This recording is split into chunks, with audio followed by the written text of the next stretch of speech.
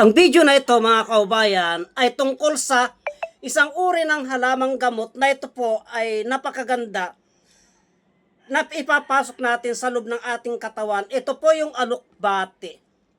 Alokbate. Itong alokbate na ito mga kaubayan ay pampalinis ng baga.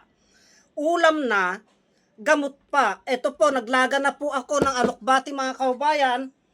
Ito na po, luto na ang alokbate, naglaga na ako. At ito po ay ulamin ko. At yung sabaw niya po ay iinumin ko. Ito po. Ito po yung laman niya mga kaubayan. Ulamin ko po ito. Titimplahan ko po ng kamatis bagoong.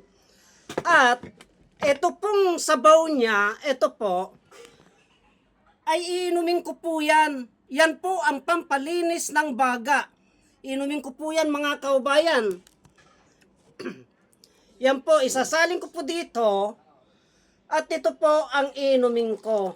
Yan po. Yan, nakasalin na po yan mga kaubayan. Inumin ko na lamang po.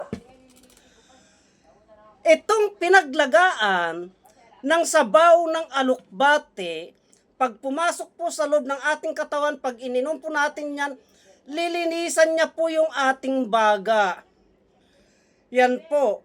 I-cleansing niya po yung ating bituka. Halukayin niya po yan mga kaubayan. Maliban dyan, sa napakasarap na ulam na, etong linaga, na dahon ng alokbate, ito po, ay titimplang ko na po yan. Ito po, ang ititimpla ko po dito ay itong kamatis. Ito, kamatis at sibuyas. May kasama pang sili para masarap-sarap po yan. Yan po mga kaubayan, ganito lamang po. Bukod sa ulam na, masarap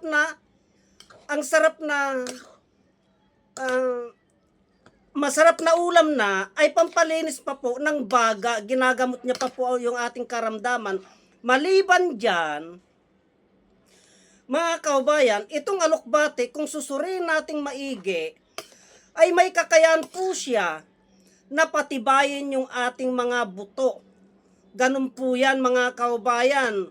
Kasi kung inyo pong obserbahan, pag kinain nyo po itong alokbate na ganito, ang sarap nun.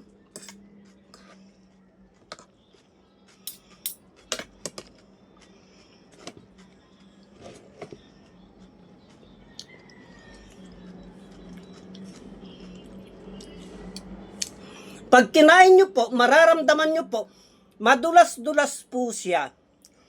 Yung dulas niya na yon, pang-cleansing po yon, anti-cancerous yun, lilinisan niyang bodega po natin.